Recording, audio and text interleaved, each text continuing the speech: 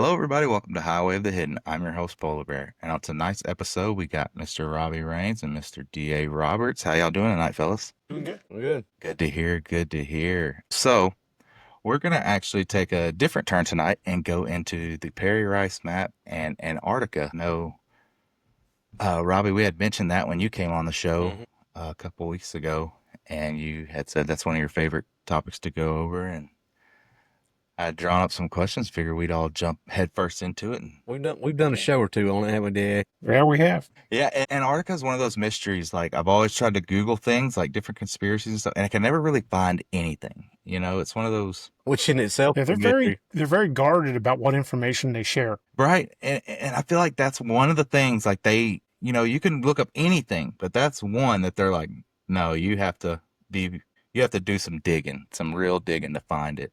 I seen a video. I don't, the guy's at Dr. Graham or something like that, and I was watching his, and I was like, oh, I finally found something. And then all he did was, it sounded good. Then he started talking about the temperature and stuff, and I was like, okay, this is not what I was looking for.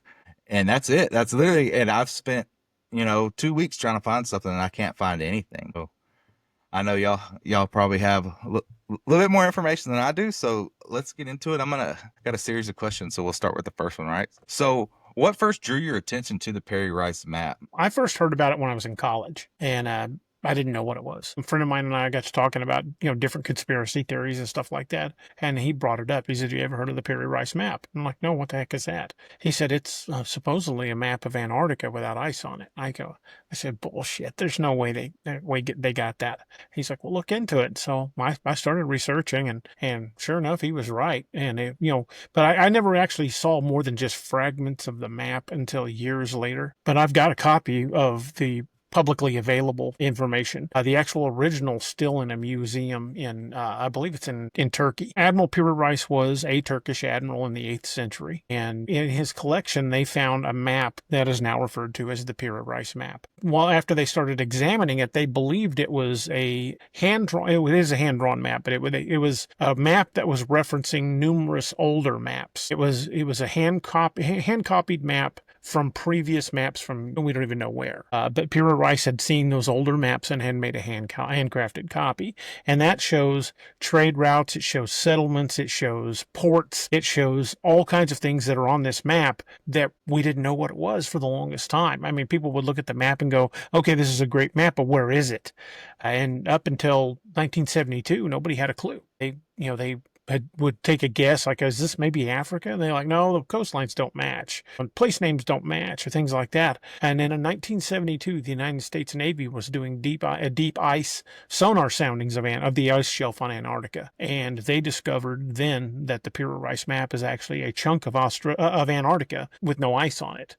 And if that map is as accurate as it is, it's dead on. I mean, but as accurate as that map is, that means those settlements and other things have got to be under the ice. And how do you think, like, the mainstream excuse me, how do you think the mainstream historians typically, like, will explain everything on the map? Like, what do they usually try to classify it as? Like, do they, like, In a hoax lot of or? cases, look like the old maps, here there be dragons and that kind of thing, Mm, and they try to explain those away, kind of like that. But you would find like a dragon or a narwhal or something on some of the older hand-drawn maps of like the Atlantic and the Pacific, that would have like a dragon or a narwhal near the legend where the arrow's pointing up for north. So near the little legend, the little compass, it was usually near one of those. But so they tried to explain it off as something like that. But if you look at the margins of the Pira Rice map, there are figures drawn in the margins that resemble Bigfoot, Dogman, and even the Mapinguari that are not on the map as position indicators. They are drawn in the margins as if these are things that they'd seen. Well, the Mapinguari is actually drawn on the landmass itself. It's not in the margins of the map. It's like down in the middle range of the map. So it's not, like DA said, it's not, you can't explain it away as a marker or something like that, because it's actually, and there's other ones that are like scattered throughout the map too. Just and what did y'all call it? The Marpinguari? Mapin, Mapinguari? yeah, What is Mapinguari. that? That's a South American legend. It describes a creature similar to Bigfoot, but all the descriptions basically say it doesn't really have a head, that its mouth is in the middle of its chest or abdomen. It's South American legend. I don't know if there's any current sightings, but there's certainly one on the Piri Rice map. So, how accurate is the coastline shown beneath the ice, do you think? Well, when the Navy first did the soundings in 72, they thought the map was off, but then they went back and rechecked an area and found out they were wrong, and that the map was actually accurate. So that's pretty cool. So this map was founded in the eighth century. So how old, like how predated is it? They don't know. They do believe that map was based off of much older maps, but they don't know the origin of any of the previous maps. So it's just named after Perry Rice. It's named right? after the admiral who had the map in his collection. Okay, so they don't know if he drew it. They just know that he found it, right? Or did? They just know it was in his possession when he died. And so he could have drawn it. He could have bought it. He could have found it somewhere. It could have come from the Library at Alexandria.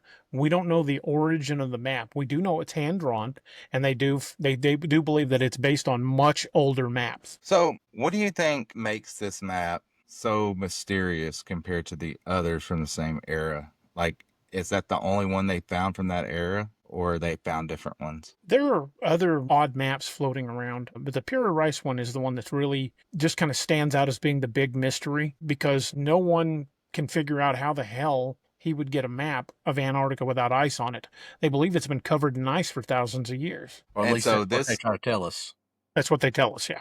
Right. And so this actually goes into what you just said about the question I was going to ask goes into what you said about could it come from Alexandria, was what role do you think the Library of Alexandria played in this? And I was going to ask you that. So I have a crazy theory about the Library of Alexandria. I believe there was a lot of information in there on devices and esoteric knowledge, maybe even medical information that at the time the ruling elite like the Medici and the Habsburgs, they did not want common people to know this stuff. So I think the library was burned on purpose. But we know from historical records that the library at Alexandria was burned while Mark Antony's fleet from Rome was in port. So I firmly believe that most everything in the library, if not everything in the library, was taken by the Romans back to the Vatican archives. Well, the Vatican didn't exist at the time, taken back to the Roman archives, which would later become the Vatican archives. But I believe that fleet was not there by accident. And then the museum just mysteriously burns down, and then they've got no way of saying what's missing. So kind of like they still have it. They just might have like a Trojan horse. It's not information they want us to have. Yeah, something we'll never know. It's because it would probably send us all, I guess, almost everything that they've taught us into chaos and lies. It would probably make most of history a lie. Yeah, we've talked many times on the show about the stuff that's underneath the Smithsonian and the Vatican is probably just vast. Yeah, we change human history. Yeah, and that's definitely true with the Smithsonian and stuff, because how many times have they discovered things and, they send it up there to the Smithsonian for them to look at, and then it's never seen or heard from again. And lots of times. Yeah, well, there have been thousands, and I do mean thousands, of giant skeletons found here in the United States. Some we believe were possibly even Bigfoot skeletons. And as soon as the Smithsonian gets a hold of them, they vanish. And in the case of Lovelock Cave in Nevada, the museum in Lovelock, Nevada actually was displaying these 8 to 9 foot skeletons with remnants of red hair still stuck to the skeletons, long, coarse red hair over their bodies. They display them. There's still pictures of them floating around. And then the Smithsonian sent a representative out and said they would like to study them. And the museum at Lovelock still has the receipt signed by the Smithsonian staff where they took possession. But the Smithsonian claims they have no record whatsoever of the giants of Lovelock Cave. And it's one of those things, like, I guess if we ever went to another full-out revolution, we could finally storm the Smithsonian and say, here is everything. Yeah, we've said this many times on the show,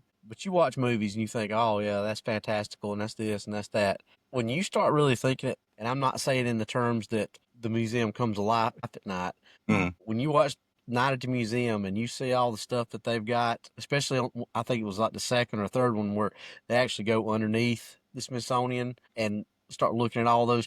I believe, that's pretty much almost a reality. Oh, yeah, for sure. And who's to say it's not out of the realm of possibility that it could maybe come alive? I mean, they could. Anything's possible. I'm just saying for that analogy. Well, I'm just and saying. not at the museum. It was because of the magic of the Egyptians. And I Yeah, think looking back at what we used to refer to as magic, I think underestimating that is a mistake. of course. And what do they say? Movies are, they're not movies, they're telling us what they're doing, sort of thing, behind the scenes. Soft disclosures. Right. And I mean, it could sound crazy, right? But you never know. It could be one of those, maybe not legit where everything comes to life and they run around and they're just trying to protect the museum, but they could be more or less bringing back the dead kind of thing and raising them up, that sort of, because that's been talked about too, the ancient dark magic of, I think they still practice it in Haiti, I want to say, or something like that, where they still practice zombies and Haitian voodoo. yeah, stuff like that, which, I mean, there is definitely real magic in the world still to this day. I believe, like, that's very strong and powerful. But okay, I have these all written down, and then like, every time we end up going everywhere. But that's cool. That's why I like talking to you guys, man. We can definitely always make an episode fun, and y'all Oh, definitely we keep it can interesting. derail a conversation quick. Oh yeah, we definitely can. That's why I love Have you watching. ever heard of Operation High Jump? No, what is that? 1946 through 1947, Admiral Richard Byrd was commissioned by the United States Navy just after World War II to take a task force to Antarctica. And he claims in flights over Antarctica that he encountered an opening in the earth that led to what he referred to as the Hollow Earth. And it's become what's referred to as the Hollow Earth theory.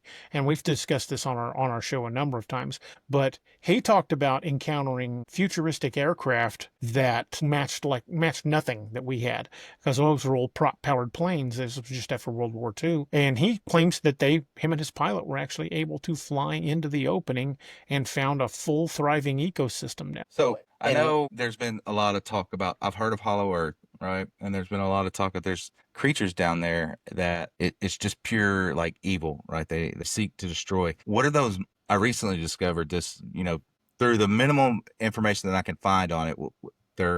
They're human-like, but they're super tall, and their eyes are different than ours because they're bred to see at night, and they hunt us. And there was a video circulating the internet a few years ago, and there's a man talking about it, and his teeth are all real jagged, and he talks about he's banned to our plane as a prison for life, and I forget what the name of those people are. It starts with a T or something. Maybe one of y'all know. Troglodytes. Maybe that's it. They live beyond the wall. Troglodytes are just cave dwellers. Yeah. Yeah, maybe it's just one of those things, and man, it's something, and it was just one of those, man. It was like when you hear it, Antarctica. I feel like if you don't research it right there, you're gonna lose it. That term is used a lot. If you Jules Verne used it a lot in his books, and like Da saying, it's kind of a broad, generalistic term of cave dwellers, but it's heavily used, and even that advanced race that he wrote about was it the Time Machine? I think Da. I mean, even Eloy and the Morlocks.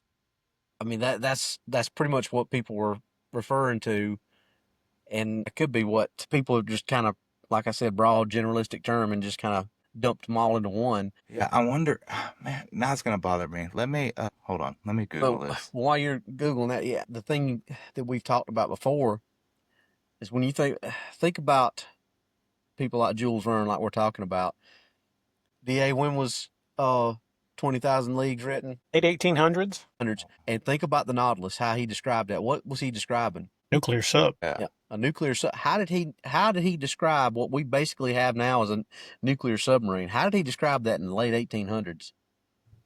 How did he describe an ecosystem that people now in was Brazil, where they went under and found that ecosystem that almost matched exactly what Verne described in Journey to the Center of the Earth? I believe it was Brazil. I think it was in the Amazon jungle. But they also in, I believe it's Thailand or Laos, where they found a contained ecosystem in the bottom of a cave as well. Thousands of feet deep. How does Verne 20,000 Leagues Under the Sea was published June 1970. And he describes a nuclear-powered submarine, basically. 5 years after the Civil War. But it appeared as magic, even though Nemo was claimed to be a scientist. And what's that term, DA? Any form of science that is... Any form of technology sufficiently advanced appears as magic to those who can't explain it. So when this was written, people would have looked at a submarine like that and thought it was run by magic. We read the book now and think, hey, he's tooling around in a nuclear-class submarine. How does he know all this stuff? How does Da Vinci make, plans for basically a helicopter? and all the other stuff he made plans for. How does stuff like that happen? I think Hundreds and every generation or two we get somebody that is connected.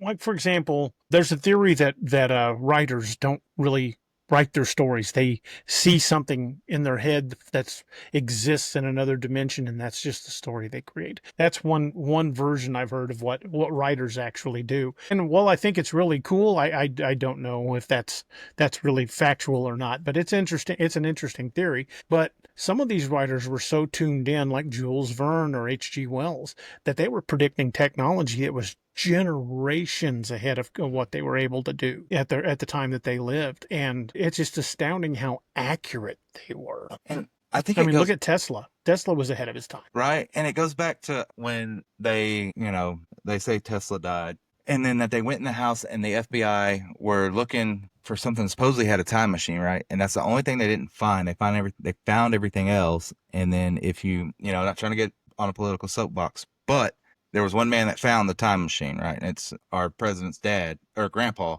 And in the book, was it The Last President came out in like the 1800s that write about everything that we're going through now. And it's about the boy Baron Trump, which is kind of weird.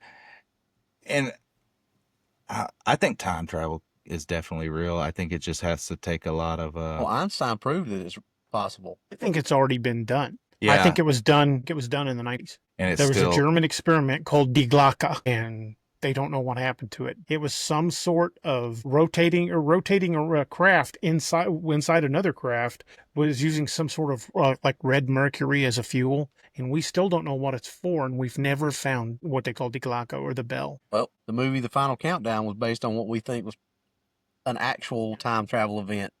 Well, the first one that came out of it was because of the movie The Philadelphia Experiment. But the actual event behind the Philadelphia Experiment still can't be fully explained. There are people that say, oh, it didn't really happen, people made it up.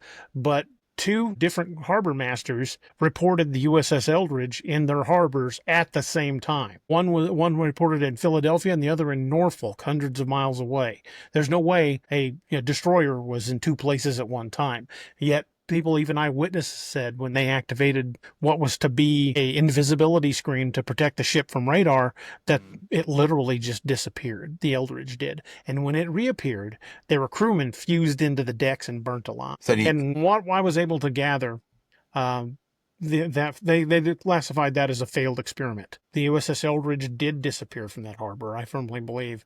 There are a lot of witnesses that have come forward over the years, and it was logged in Norfolk Harbor at the same time by a different harbor master that had no contact or awareness of the experiment. That experiment did fail because it crippled the ship and killed most of the crew.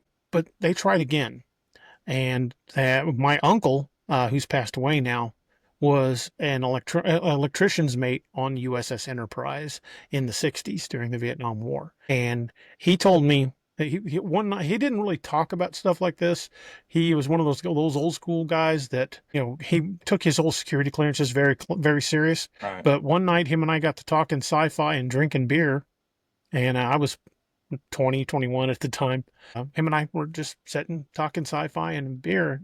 I asked him if he'd seen the movie The Final Countdown. Have you seen the movie?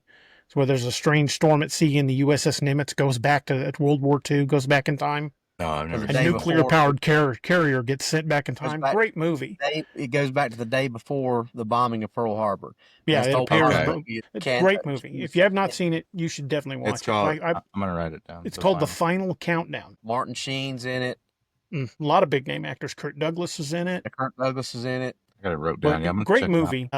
And it talks about a freak accident, an electrical storm at sea, and it ends up sending the Nimitz back in time. And then the rest of it's about whether or not they're going to get involved with Pearl Harbor. But yeah, I don't want to spoil all of it. You need to watch it. It's a great movie. But I brought that up with my uncle because he was on a nuclear carrier, the Enterprise, and I mentioned The Final Countdown, and he kind of laughed. And I'm like, what? He goes, well, they got some of the details wrong, but they got some of that right too. I'm like, what do you mean? He goes, he says, it wasn't Nimitz. It was Enterprise, 1963. I was there when they brought Werner von Braun on board. He said, it wasn't Nimitz. It was Enterprise. And I can't tell you what happened to her because we're not allowed to talk about it. That was as much as I was able to get out of him. He passed away, and I would love to be able to verify that story. Right. But he's passed away now, and that was literally all I could drag out of him. I tried for weeks after that to get him to tell me more. He's like, I already told you more than I should have. Yeah. And like you said, back then, people, they took their security clearances very seriously, and they will not. And even I don't know how many Vietnam vets would still be, I'm sure a lot of them are still alive, but they won't talk about the stuff that happened over there.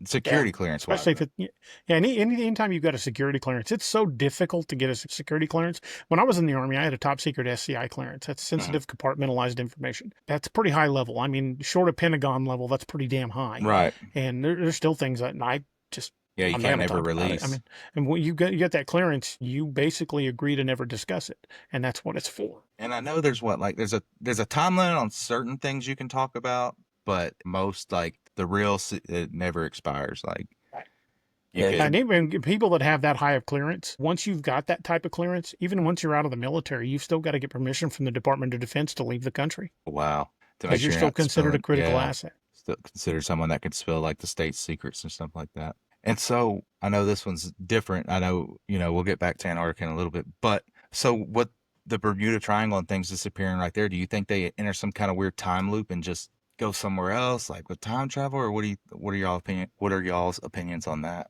Because like Flight Malaysia, I think where they hit the Bermuda Triangle and they never, But the Malaysian one was in the came off of Australia. and Malaysia Was it? Flight 93 didn't go down near the triangle. It went somewhere else. I I think it think was in that the was Indian Ocean. yeah. I That's think the that thing. was it. Something happened. It just veered off, and it's way out of the shipping lanes for whatever reason. Because I know certain things do But go near the triangle and they never oh yeah, seen again though. but recently, I mean, in recent history, probably over the past 15 years, Da, we hadn't really had hardly anything. At least not that they've made like huge and public about it, like it used to be. Right. I'm not saying that it doesn't still happen, but so maybe it could have been some kind of anomaly. Well, considering how densely traveled that area is, it makes sense that a certain amount of accidents are going to happen. But some of those are really, really freaking bizarre. Like that entire flight of naval patrol planes that went missing off the coast of Florida, and the whole squadron disappeared. And then two other search aircraft went missing looking for 'em. Yeah, there's definitely some strange things that happen. I read the story. I didn't see the video, but that guy, when he was deceased, but he came up on the ship and they went in the ship and everyone was gone, the whole crew, and he's laid over on the table and I don't know what he's holding, but his body's still there and the crew's gone, but he's still there, and it's just one of those weird. They don't know what happened to the crew, but he's there, and there's a lot of. I know the ocean's very unexplored, and there's a lot of things I think that are in the ocean that we'll probably never, in any of our lifetimes, will ever see or know about. Especially with the, like, I guess like the creatures that could still be out there, like the megalodon and stuff like that. That could definitely still be. I mean, why couldn't they be? I'm pretty sure I'm about 95.5 to 99.5% sure that there are still megs out there. I know there's people that argue, but that ocean is so fast, and if you get off the shipping lanes, I mean, honestly, how wide are the shipping lanes? Right. A couple miles at the most, maybe. And what is that? What is a couple? If it's 35 miles wide, what is 35 miles wide in the vastness of the oceans of this world? Right. I mean, that's a lot of room for something to hide that would never be seen ever, unless it just happened to venture into our territory and just happened to get picked up. But I mean, it's like when everyone was trying to speculate why they were bombing the ocean randomly a few years ago. They're just randomly just bombing it, and everybody's like, man, what are they trying to kill out there? I don't know, but it made you think, like, what are they trying to kill? Or maybe they're just testing. They could have been, but maybe they're trying to get something. Well, maybe something came too close. If you watch the Monarch series on, I think Godzilla. Yeah, Godzilla. That was their cover story for anything that they did. Like, it's just a test. Yeah, I mean, it's always just a test. That's used for a reason. It's like that story that guy told when he got attacked by that. I told myself I wasn't going to bring cryptids into this, but he got attacked. We've already done it. Yeah, I know, right? We already started early, but he got attacked by a Bigfoot, him and his buddy, a rogue one, and it broke his friend's leg. Really violent encounter. And they bring him to the hospital. They get him patched up. Two guys come in. They say, you saw a bear. And he's like, no, I didn't see a bear, right? He's arguing with these people. They end up freezing his assets, everything, because he refused to go down. Like, he's like, I know what I saw. We need to protect these people that are going in this area. Like, there's something out there. And I want to say he showed up a few weeks later, and special forces are out there and they're doing a test with live rounds. And he's like, what are y'all doing? And they're like, you need to leave. You're not allowed to be in this area. We're doing a test. Park's closed for the next, I don't know, 2 or 3 months. But he wants to find research. He wants to find answers. And they would not let him in the park. And for some reason, but there was SF there. And he knew what special forces. I don't know how he knew. He said, but the way they were dressed, they were Their different. patch. Yeah, and the regular army, they were different. Because, when I was in the army, we carried ourselves different than SF did. Most of them, they're different guys. They're usually civilian stuff, civilian clothes and stuff like that. And he said they were there, and then he went back after a few months. They were gone, like nothing had ever happened. And so I don't know if they went in and got it or they were hunting it because it was rogue. And So this sounds mildly familiar, doesn't it, D? Yeah, a little bit. it's just one of those, man. I can't place where I've heard these Yeah, it things sounds before, so familiar. but it's something in my head for some reason is just telling me that this is something really familiar. Yeah, almost like a Team Odin went in there. It was one of those Pretty type much. of things. Yeah, and you have covered many a times, DA, saying that you had pretty much how you've written Team Odin, and then how you've gotten contacted for saying who told you these secrets, and you're like, nobody. It just, but it's not such a foreign idea to believe that there are teams out there that do this thing, that this is what they hunt, this is what they, and I don't think it's so much, maybe they allow so many people to get eaten, I don't know, but I guess once it gets too close, then they're like, all right, now we Say gotta, they're probably, if I had to guess, they were probably set to respond when it gets too close yeah, to like towns and stuff, or when they start really taking too many people. yeah, once they I'd start say getting one or two here too, and there, they're not going to raise an eyebrow. They're going to be like, oh, they just got lost in the woods. But if we've got, 30, 40 people going missing a month, yeah, that's highly unusual, and they're going to have to react. especially if they're violent. I feel like if they're real violent encounters, that's when they were like, okay, we got to step in and do something. What was that case in North Carolina? What was that, like 10 years ago, Robbie? Yeah, about 10. Where there was a group of a clan of Bigfoot that were killing people and carrying people off, and this one local sheriff was doing everything he could to try to stop it. And like he'd go to people's houses, they'd call a 911, said they got someone breaking into their house. He'd get out there, everybody be gone. It would just nobody left. The house is busted into, and the people were gone. So he called for help, and they sent in a Navy SEAL team, and it got ugly. It got ugly in the mountains of North Carolina. And that story keeps surfacing with different twists on it, but the same story. Essentially, the details don't really change much. And I Right. can't remember it might have been Vic's show that I heard it on. Now, and whether or not this guy was legit or not, now he could have just been somebody that heard the story and spun it. But he said that he was not one of the special forces guys, not one of the SEALs, but he was one of the regular military that was attached to the detail. The SF guys are the ones that went in and did that, but they've got other regular. Yeah, they got support services. Like They've got- supply and stuff like that. that attaches to them. He was claiming that he was one of the support services that was in there, and he pretty much told the story. Like I said, he could have been embellishing, and I think it was Vic's show that I heard it on, but it was one of the podcast shows that I heard the story on. And I was like, wow, that's the story, because I think we had just talked about it like maybe 4 or 5 months before I heard it on that, and I was like, that's the story we were just talking about. So And see, it makes me wonder, like, how many stories like that are out there. You know what I mean? How many? more than we'll probably ever know. Yeah. And if you could, and it would probably never happen, but just get one guy to come on, even if he was masked up, voice covered up, everything, and just come on and say, yeah.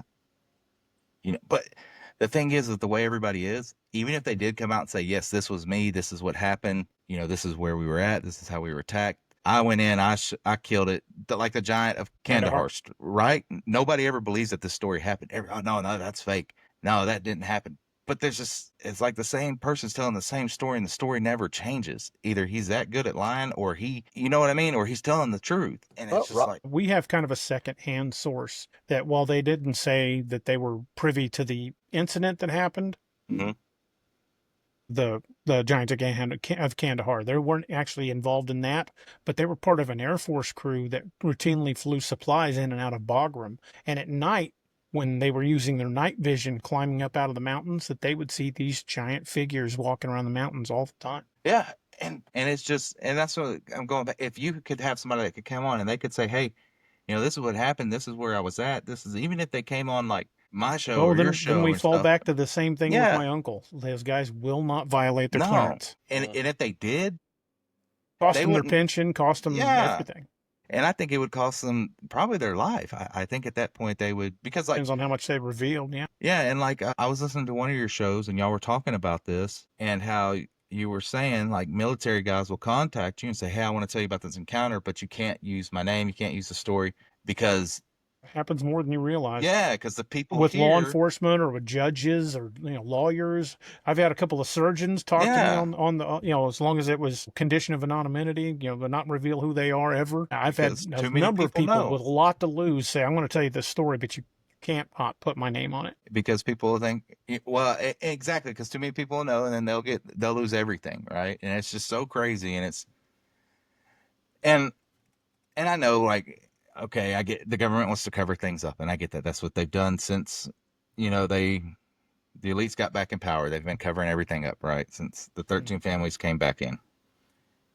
And sorry, folks, we're not going to go into conspiracy theories, but I'm just saying, since 13 families got back into power, they've been covering everything up, right? And I think if they did release and say, hey, Dogman's real, Bigfoot's real, vampires real, werewolves are real, Chupacabra's real, all this stuff is real, everything you've been told is a lie, but there are monsters out there that do go bump in the night, and you need to arm yourself. I think there'd be too many dumbasses that would go out there and try to hunt them and get killed, and then the bodies would stack up because they wouldn't know what to do because Hollywood tells them to go use a silver bullet or something, and then no, it wouldn't work. Pretty much guarantee anything like that on cryptid lore or werewolf lore or anything like that. If it's in Hollywood, they probably got it wrong. Oh yeah, they usually do. Well, there's been for I don't know how long we've talked about it that most of Tom Clancy stuff, it was been said, now how much truth there is to it, we don't know, but that he had out in with the military that they would just hand him redacted files from missions that had already been enacted, and he would just fill in the blanks from what was redacted. Yeah, and it's nothing for them to hand you a file, with all the blacked out stuff. And I mean, if you're a good decoder, yeah, you can get in there and really do some work.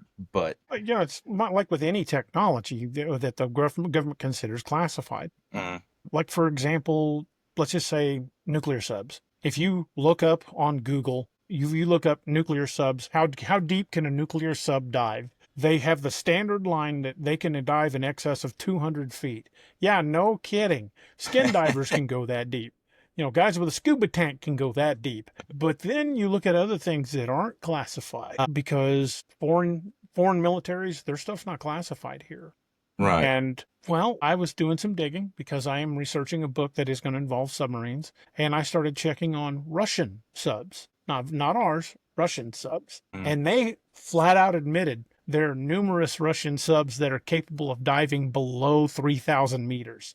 oh I'm like, wow. well, if they can do it, we can do it because we Yeah. hunt those things.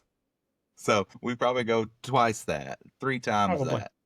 With our metallurgical technology and advanced technology, I guarantee most of our subs are probably going, 10,000 feet range. That would be my guess. Now I'm Tom Clancy in that shit, so I don't want to, on the door. You're gonna get a call. I don't know. It's for entertainment purposes only. Yes. You're gonna need a call. Who told you this? Where are you at right now so we can have a talk? I'm going to get a text that says, "Shut up."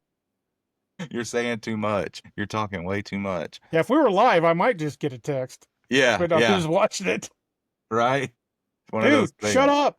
And it's and like we could go all night about it. And okay, back to Antarctica, back to where we were supposed to go, and we Told you we could derailed, derail which a is show like that. Doesn't take Hey, much. No, I've watched y'all's show. I've been on y'all's show, and y'all been on my show. You know how it goes. I mean, that one episode we did, DA, I think we spent 30 minutes talking about barbecue and hunting. So, I mean, it just happens, Ain't hard to do. It's not. We get off on food quite often too. Yeah, and look, see, we're about to I start gotta eat. again. We're about to start again. Okay, back to Antarctica real quick. So what do you think makes, I know we've already pretty much covered this, but what do you think makes Antarctica such a hot spot for conspiracy theories? Where do you think somebody's getting the information leaked from somewhere that they're like, okay, let's build off this? I think anytime you make something that tightly held a secret, people are going to speculate. And sometimes they're going to get close. Antarctica, even to this day, civilians cannot just go down there and explore. You're not allowed. In fact, just recently, I think it was yesterday, I was reading about this. My son and I were discussing this. There was a civilian pilot in his own plane who deviated from his scheduled flight path and flew over Antarctica, and they arrested his ass when he landed. Wow. Yeah, they Confiscated his instrument readings, everything. But the funny thing about that is there's no one government that has any control over it. See, and that's what's weird. Because So I mean, why? how do you really make that rest stick? But I mean, they can and they're going to. Oh, But yeah. there's really honestly He probably there's no lost his pilot jurisdiction. license already. There's no jurisdiction over it. But so but some if but somebody you know said- if there is no jurisdiction over it, why is this guy getting arrested for flying over it? and No Yeah. one country lays claim to Antarctica. Pretty much most of the first power governments in the world share. I guess control is the best term for it, DA. But how would you classify it? They Going back to co-run what I it? was saying about the Library of Alexandria, how I believe that the Library of Alexandria was loaded with technologies that they don't want us having access to, with medical advances they don't want to us having access to, lots of knowledge that they don't want in the hands of the everyday common folks like us. right. They want it to be controlled by the elites, the people that have shadow governments, if you will, the people that are in power behind the scenes. And a reason I think why they've pushed so hard to keep everybody out of Antarctica is underneath that ice, a lot of that stuff is there. Yeah. And I think, yeah, like you said, the 13, they want to keep it theirs. And, going back to the hollow earth theory and with the stuff, and like the only thing they say is what in Antarctica, penguins and polar bears, right? That's all they say that's there. There's no polar bears in Antarctica. There are No, just penguins. penguins, killer whales, and sea lions. Right. And there's like some researchers down there. I know you said There are a like few permanent installations Yeah. down there, like McMurdo and a few others.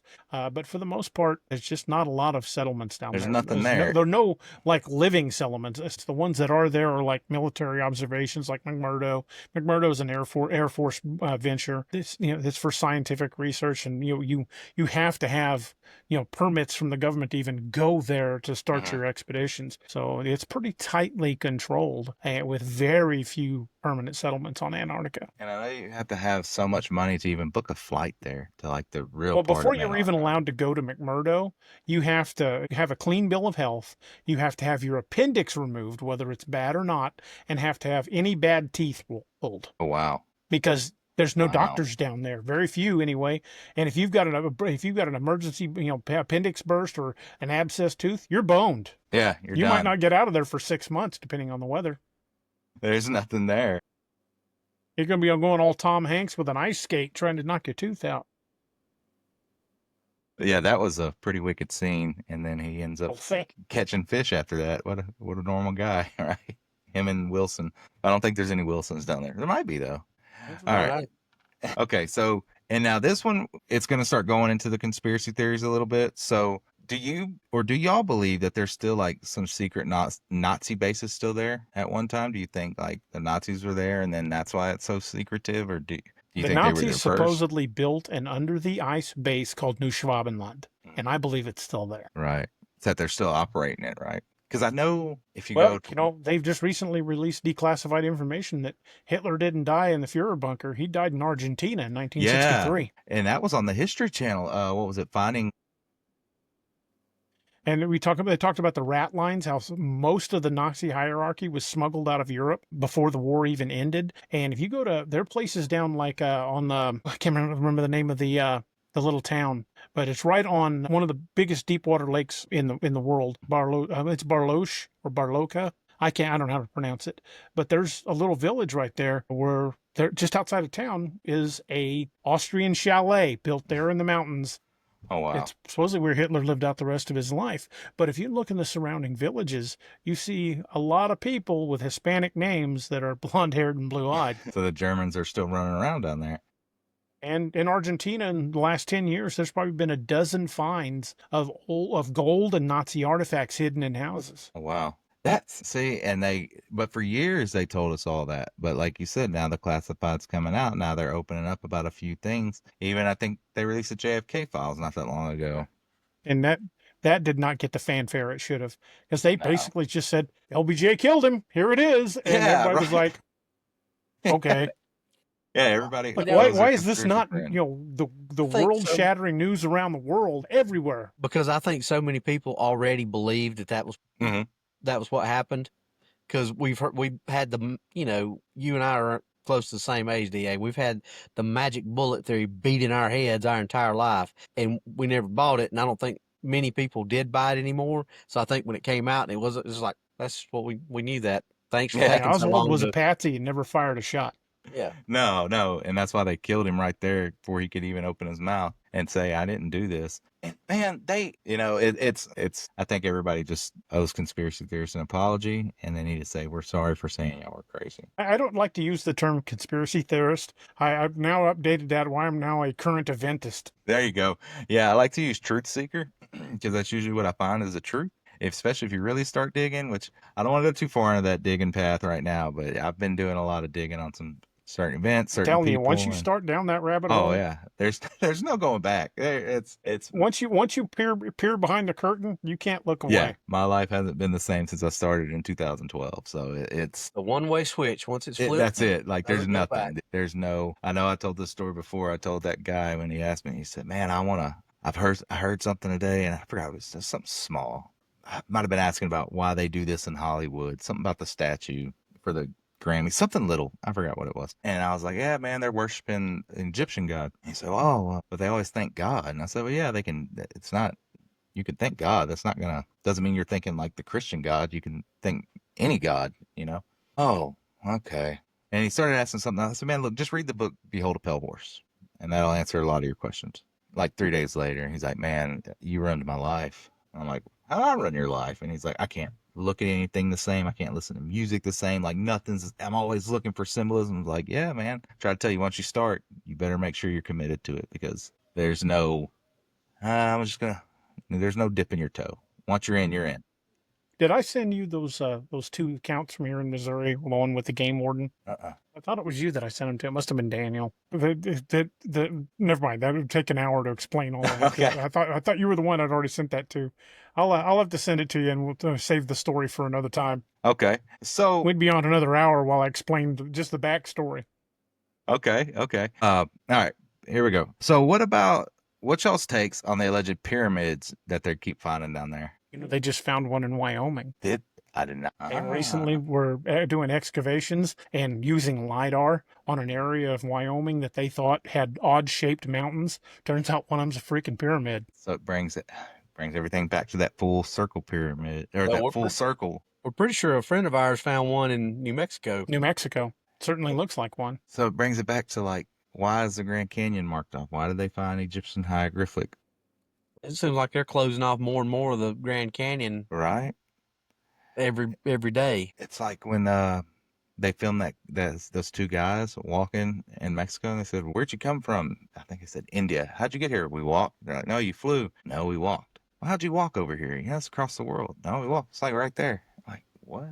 Man, I got it. See, my brain's running 100 miles an hour. I done got sidetracked again, and I don't even know what to ask. Do you think there's any link between Antarctica and the Nephilim or fallen angels? Now, a lot of people try to link the Nephilim or quote unquote fallen angels to Bigfoot or other things. And I don't know really if that truly connects, because to me, that's really just giving preference to one religion over all the others. Mm-hmm. And yes, I do tend to lean that direction, but that all that aside, we can't necessarily focus our religion on what happened in another place in another time where our religion didn't even exist, Right. that kind of thing. So I don't know if the Nephilim have anything to do with it, if they're aliens, if they're demons, what they are, but there's definitely something at work there that is far more than we'll probably ever be told. But when you look at it, and I think the reason why we can look and see familiar things in the borders of the pyramid, like Bigfoot, Dogman, the Mapinguari, is because of the hollow Earth theory. I don't think the Earth is hollow like an egg. I don't think there's an opening at either pole you can fly in and there's just this big Earth inside. I don't Right. think that's the case. But much like those ecosystems they found in Asia and South America that are completely contained ecosystems underground, I think that there are massive caverns in the Earth's mantle that are connected by other passageways that probably ring this entire planet and probably go from continent to continent and probably even below the oceans. And they found that, what, a year, 2 years ago? When they found that, was it Asia? Somewhere in Asia or China? It was just a few years ago. But the one in the pyramid they found in Wyoming, I was just reading about that a couple of days ago. Yeah, see, I'm going to have to look into that now. Now I'm going to have to dig that up. I was going to do a totally different segment next week. Now I'm going to have to go into that and see what Well, there's that's a all pyramid about. just outside of St. Louis, the Cahokia Mounds. See, that's one of those things, right? Like, are we really separated by big bodies of water, or did everything happen here and we're just told it's separated? Well, I don't want to throw a monkey wrench into anybody's plans or anything. And I'm not saying that I believe this, but the Mormons taught in their early scriptures that the Garden of Eden was right here in Missouri. Yeah, because the three rivers, right? Or convergence The of four rivers. Yeah, That only happens in like 2 other places on the planet. which could have been right here, or can be right here. It's just named different things. Apparently, we're all living in one big area, but TV and everything else just tells us we're different places. When the first explorers started exploring the Missouri Valley, before Missouri and everything west of here was even settled or explored, when they first started encountering the natives in the Missouri Valley, Lewis and Clark actually wrote about this in their journals. They encountered a tribe that spoke a variant of Ogham, which is Celtic. Ogham is Celtic. It's a derivative of Gaelic. Yeah. Are you familiar with the Heavener runestone? No, what's that? There's a runestone was found a number of years ago that was dated to the 8th century. And we're talking, Columbus supposedly was the first to find America in the 1492. This Viking runestone was dated to, I think it was the late 800s, like 892 or something like that. It's Viking script. It's chiseled into stone. Guess where they found it? Where? Heavener, Oklahoma. Oh yeah, we did talk about that. That's right. Yes, It's yes. there. You can they've made a park out of it. You can go see the runestone. It is actually what it is they've chiseled in the name they gave that valley. Yeah, because I think the Christopher Columbus thing, I think it's total bullshit. I think it's just something that we were fed to believe. Like a lot of things that we're taught, we're just told, hey, this is what happened. Don't question it, right? But America's older. The land is older than what we think it is because. Well, one of the things Robby likes to point out is what are the Inca stones? Inca stones, yeah. Yeah, they're the Inca stones in South America. They found dozens of those, maybe even hundreds, that have paintings on these stones. And the paintings are showing dinosaurs. I know the Incas know what dinosaurs look like if we didn't supposedly discover them until the 1800s. The word dinosaur is a word that was coined in the 1800s. This means terrible lizard. But if you look up the Inca stones, they're like 4,000-ish years old. Mm-hmm. And if you look at them, there are pictures painted and carved on these stones of what we look at and we say, oh, that's a stegosaurus, so that's a Tyrannosaurus Rex. And like Robby's fond of saying, they didn't have the Googles back then. They didn't just search that on the internet. They couldn't get on the Googles and find out what a T-Rex looked like. How did they do that? Because they'd seen them. Because man and dinosaur walked the earth together. I mean, there's plenty of trackways where you can see a human print with a dinosaur print over top of it that's been fossilized. And they just recently admitted that dinosaurs some of them had feathers, like the raptors and stuff. They didn't have like the rough skin. They don't know what dinosaurs look like. What dinosaurs look like is what's written on the Inca stones. Right. I'm going to have to look those up. That was drawn by people who saw them. If those have feathers on them, then I'll say, yeah, they had feathers. These goofballs that say that nowadays, they don't know that. They're just, because think about it's their best theory. Yeah. Think about how much from the time that we were kids, think about how much has changed about what they said the T-Rex looked like, acted like, was.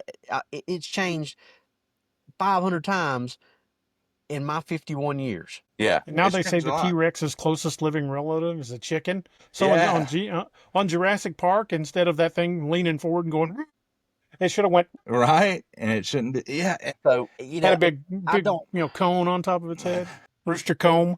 these smart guys, like DA likes to talk about, no, those guys, The old British Museum guys. they have no clue what these things look like. That's like these people say, well, then they did this kind of thing. And, early man did this.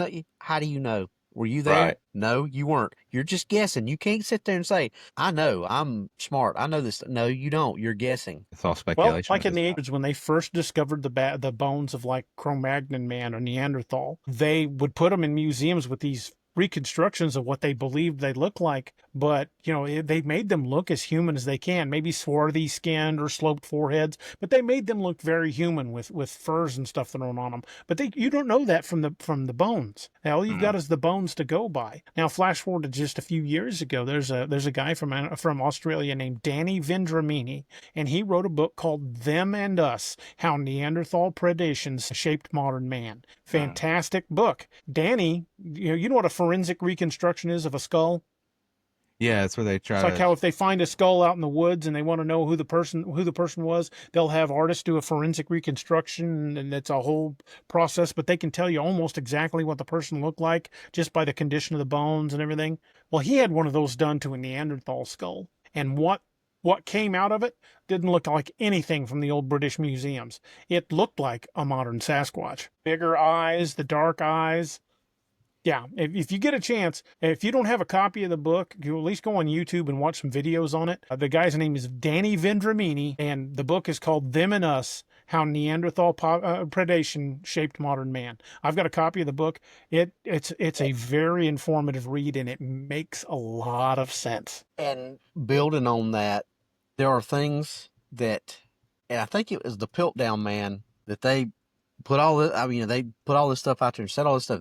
Oh, this is our closest relative and all this stuff. And they put all these teeth together, and they did this years ago. And then all of a sudden they start looking, wait a minute, something don't look right about them teeth. So they pull the teeth out and they were pig's teeth. They had literally found pig's teeth and made all these big accusations and these big assumptions and said it was concrete fact.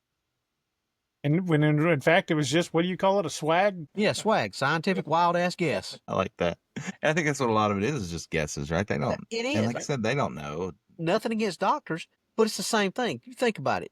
You go and tell 5 different doctors 5 symptoms you have. All 5 of those doctors are going to tell you something different's wrong with you. And you're going to leave with a different prescription from each of them. Exactly. Right. That's where I'm going to go get a second opinion. Well, why are we going to get second opinions? Because they don't know for sure. So if we can accept that from doctors, why do we look and say, oh, well, this guy knows what he's talking about. He digs in the rocks. These are the same people that when you ask them to tell you how old a fossil is, how do you tell how old the fossil is? By dating the rocks around it. Okay, well, how do you know how old the rocks are? Well, by the fossils around it.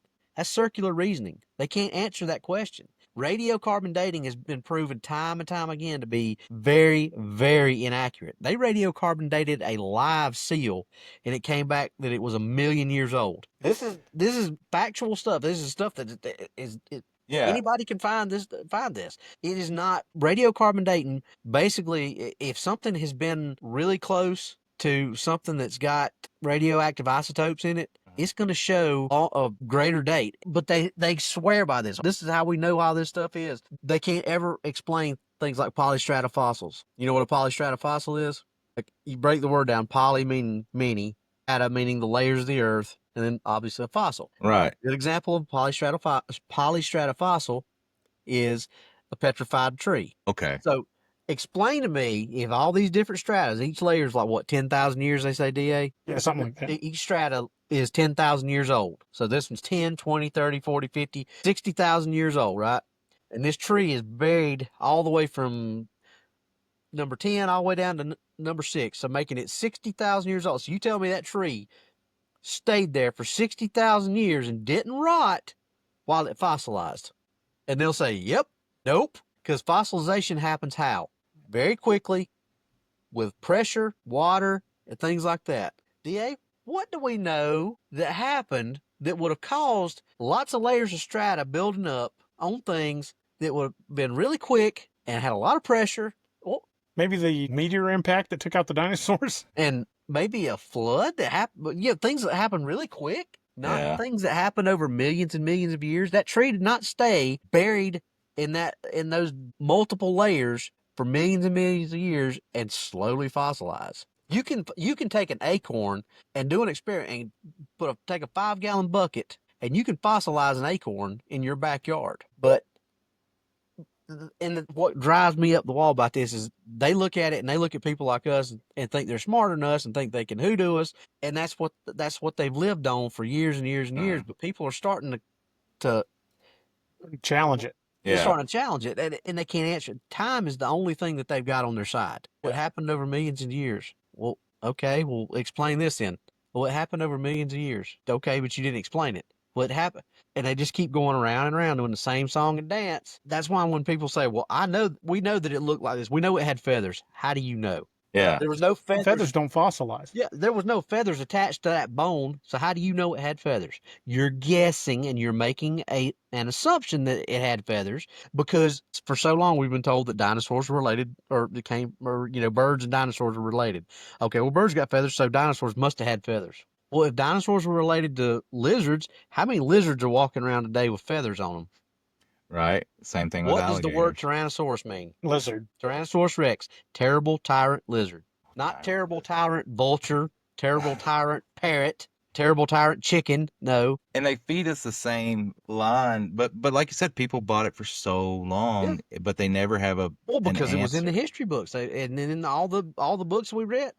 I mean, there are pictures in school books that are still in circulation right now of stages of a fetus, and it was proven 40 years ago that was not even a human fetus that they were saying it was. But yet it even went to court. There's a court case on this, and of course it ruled, says, yeah, this is a picture of was it a dog, DA? I think it was, yeah. But it's still in the book. Kids are learning this stuff, and the teachers are teaching this is what a human fetus is, and it's not even a human fetus. But it's allowed because we've just rolled over and let it happen. Yeah, Robby, we not only derailed this show, we left it up on blocks and stole the wheels. Well, definitely did. But that's okay. That's why It we happens. had both of y'all on, and it made it more interesting. But I mean, we did. The feather on the dinosaur thing just ruffles pardon the pun, ruffles my feathers. But you know what? That's good because there's probably people out there that are like, huh, now their whole view's changed again. Now they have to go do more research. But it opens people up to the idea that you can't believe everything that they tell you. I don't know that they didn't have feathers, but I don't sit there and say, well, they were green and scaly, because I've never seen a dinosaur. Other than what they show us on Jurassic Park. But what's Jurassic Park? Entertainment. Yeah, it's a movie. They also said they scream really loud, and apparently that's not it at all. They infrasound. So yeah, they did a whole big thing on the T-Rex, talking about what DA said, making that roar. They said pretty much you probably would not be able to hear it, but it would probably cause your insides to liquefy if it was as close to you as that thing's roared next to people in the movie. Yeah, because that's loud. Like that, it would be. I don't know. With the dinosaurs, it's very different. With a lot of the stuff they feed us is different. You know, I had some other things, but it's every question I had, y'all pretty much covered with Antarctica. It's like, why is it off limits to the public? We get there eventually. It might take us a little while. We might jump off the rails and go through the forest and cut around and come back, but we'll eventually get to the train station. But I'm here for it. I like it. You know, it makes it interesting. Another thing I wasn't going to bring up but it interests me too that they reinstated the Knights Templar again, and I've seen that, and now what are they fixing to do? Now what are they fixing to try to protect or go after? Right? Yeah. Because last time they were together, they went after the Holy Grail, and supposedly they found it. So now what are they looking for? That they had to call them up. But that's a whole nother topic. Getting those feathers ruffled on the Catholics in the Vatican and the Knights Templar, and then go back to the video games of why are these there? If you want to really go down a rabbit hole about the Vatican, listen to the whole interview that Joe Rogan did with Mel Gibson. Oh yeah, dude, Mel Gibson Mel leaves it out there, and I'm gonna tell you, Mel Gibson is a smart man. I mean, Yes. and he knows his stuff too. Some of the, I consider myself like DA said, a current eventist. Yeah. But he was throwing some stuff out there. I'm like, whoa, But crap! I didn't think about that, but okay, yeah. imagine the rituals he's probably sat in and watched. The stuff that the people that he's seen things done to, the Well, if you sacrifices and think stuff. back to all these, and I don't want to use the term whistleblowers because I know that really, but the first person who really started talking about, the corruption in Hollywood and things needed to change, and Mel Gibson was one of the first ones that started Hmm. saying stuff like that because he was Yeah. tired of it. He was like, this, and people, He went after him. and think about this: what happened right after he started saying that? That's when they started labeling him crazy and all the Oh stuff, yeah. you know. They love doing that. Yeah, Anytime somebody calls him out, it's, man, that dude's crazy. That dude's yeah. crazy. But they don't have anything on him. And that's Yeah. what I think blows them up. They have Well, nothing on him. They can't Martin label him Lawrence. as a pedophile like they like to do. Martin They can't. Lawrence, his career Yeah. pretty much was dead in the Tanked. water. Yeah. Yeah. When he started talking about and saying, Eddie Griffin has done the same thing. Oh yeah. Eddie Grip, that dude, they demolished that man so Mhm. bad when he opened up. And when they come after him, and whether they've been part of the group, but they were never part of the group, like the big group that a lot of these big A-list actors are, like your Will Ferrells and Adam Sandler and all these guys are in, that Will go to Smith. these pizza parties and all that stuff. They can't do anything with them, but they go into hiding. Dave Chappelle, right? Mm-hmm. He lives on a farm somewhere, and they don't know where he's at. Well, think I don't about, blame him. I wouldn't let him know either. They think can't about find Randy it. Quaid, or not Randy. Randy's Randy Quaid. It was yeah, Randy Randy. Quaid, yeah. Yeah, Randy. They started labeling him crazy because he was like, "Look, this stuff's going on." Hmm. Even his Yeah. own brother really doesn't have anything to do with him because he started. Yeah, once they start talking, and like I said, Mel Gibson, and you don't hear anything about him, you don't know where he's at. They don't know where he's at, because I guarantee you, if they found him, they would kill him. Like at point blank, they would. Mel's not hiding. He was on Joe Rogan podcast. What was it, 2 months What? ago, DA? When he did Okay. that interview? And they quit making movies, and it's. Yeah, he's making this. He is right now in the process of filming The Passion of the Christ too. Is he? I know Yeah, he. because he was talking about it on that interview. He's focusing on like right where The Passion of the Christ ended up was right after Jesus was taken off the cross. They Okay. put him in the tomb. So he's gonna pick up like right there from like a couple of hours after he's sealed in the Okay, tomb. so it'll That's be what. the Yeah, 3 days rise actually again. they're filming Okay, right now. and Yeah, he's Mel's just not hiding directing it, from right? anybody. And who was the other one? He made the child, like the Save the Children video. I know that, or he had part of it, right? And he exposed the That was against like people like Oprah Winfrey and right, because I know Chester she. Bennington and yeah, Anthony Bourdain were Yes. both big on trying to expose the child traffic rings. And Yeah, both of and them committed suicide. yeah, they wound up dead all of a sudden. And then another one who wound up, suiciding, the guy from Friends, Matthew Perry. Matthew Perry. There's a theory that a certain former first lady might have been involved in what happened to JFK Jr. Yeah, you have to, You yeah, you know, have to. the certain first lady and her husband who have a long list of suicides in their wake. Yes, yes, yes. We don't Yeah, want to mention them. there's people that are Yes. now believing that his plane went down because of them. Oh yeah, dude. The and I know it's a sensitive topic, and I don't like to really go bring it up, but if you really look into the Oklahoma City bombing and what was Watched a couple under of that, documentaries on that. It is and you look what was under that enlightening. building and whose name was on those files, you will Yeah. see why that building was truly blown up. But there's also a video I seen that's circulating that lady, former first lady, is now dead. That they took her and she's leaving in handcuffs, and crimes against humanity, they got her. I don't know if that's real, but apparently they brought her in I haven't front of heard anything about that, but whoever is that does that big trial, and they got her. It is still on the books that if you are found guilty of treason against the United Mhm. States, the penalty is death by firing squad. Yeah.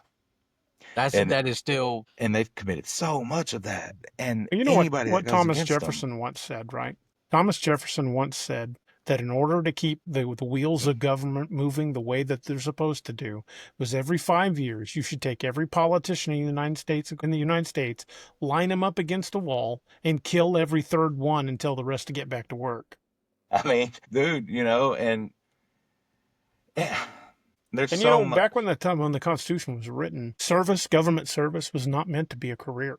You No, did it. You did your term, and you went home, and you went back to work. right. And now It it's a was never career. intended for people to become career politicians and make themselves wealthy. They're sitting in there for years, Some of years. them have been in the same office longer than I've been alive. Yeah, and it's wild, right? Excuse me, had something in my throat. Yeah, right. And I know we're running out of time here, so I don't want to dive off too deep into that. But But don't there worry, was we checked the depth of puddles by jumping in with both feet. right, and I know I want to bring up one name before we wrap up, and that's Isaac Cappy. That guy exposed a lot of shit in 2019, and then him too himself 9 times and threw himself out a window, which is a miracle. But That's the most creative I've ever seen. yeah, That because reminds me of that. He was dedicated to it.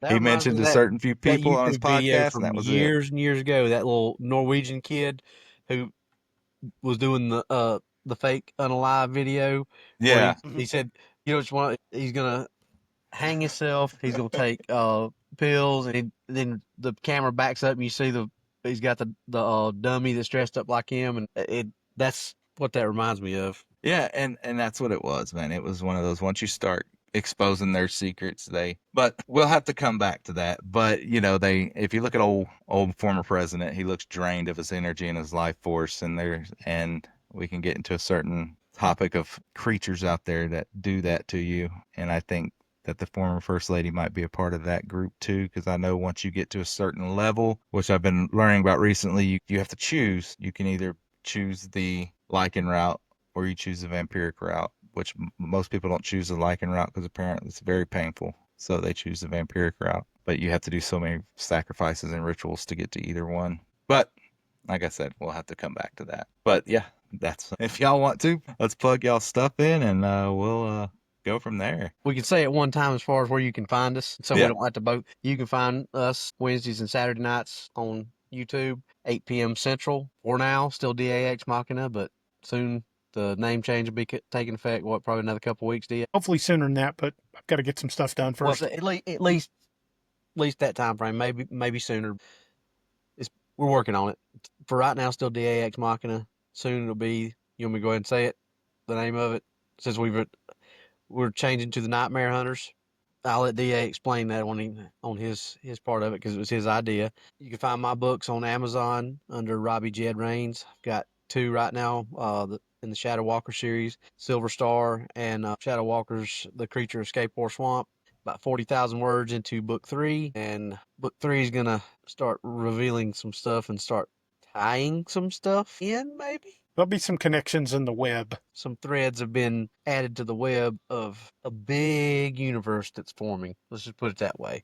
And I'll turn it over to my partner in crime, let him elaborate. Like Robby was saying, you can find us on DAX Machina on Wednesdays and Saturday nights at 8. We will be changing that name to the Nightmare Hunters. It's not just a reference to my books because of the Declan Kane Nightmare Hunters. Initially, when I first started DAX Machina, Ex Machina is a literary reference like Deus Ex Machina. And it was really just a platform for me to talk about my books and interview other authors. But the show has grown beyond that. Now it's more about us all going out into the woods and filming and looking up Bigfoot sightings and going to some really crazy places that we've been. So it's more about all of our journey instead of just mine. So it makes sense that I have a name that encompasses all of us, and we are the Nightmare Hunters. We're those guys that will go out and kick something, poke a bear in the middle of the night, do crazy stuff like go to a closed off abandoned campground on a lake that the only way you can access it is by boat in the middle of the night. Stuff like that. And yeah, we talk about that kind of stuff, and we talk about cryptids and sightings, and we'd love to have you guys join us. And I hope you guys will check out all of my books. You can find them all on daroberts.net, and we are in the process of restructuring a website called thenightmarehunter.com that will encompass Robby's books, my books, the show, Dark Angel Medical, and pretty much everything we're all about. So watch for a lot of big movement coming in our near future as we continue to expand the universe and to bring you new books and hopefully keep you all entertained at the same time. That's awesome, guys. And yeah, if y'all want to check them out, I highly suggest y'all do. Those books are awesome. I've read all Robby's books and DA's books, and I love them all. And I really do appreciate y'all coming on tonight, guys. And my pleasure, brother. I appreciate it. And that's it for tonight, everybody. If you want to be on the show, hold on real quick before I wrap up. So if you listen to last week's episode with Wyatt, that's the reference they're talking about, where those two were there, where Wyatt was talking about with the deer leg and everything else. So they were on that. Me, Robbie, and I my found it. son Noah were the first boots on the ground on the peninsula and the last off. Yeah, so that's that's what he's talking about. And if you listen to the episode where I was on and Robbie's show, he was telling us the story too. So that's where that's at. But we'll do it again. So thank you everyone for listening tonight. If you want to be on the show, shoot me an email. The email address is polarbearhoth@gmail.com, or you can reach out to me on TikTok, Instagram, polarbearhoth, or you can find me on Facebook, Highway of the Hidden. Thank y'all. Have a great night.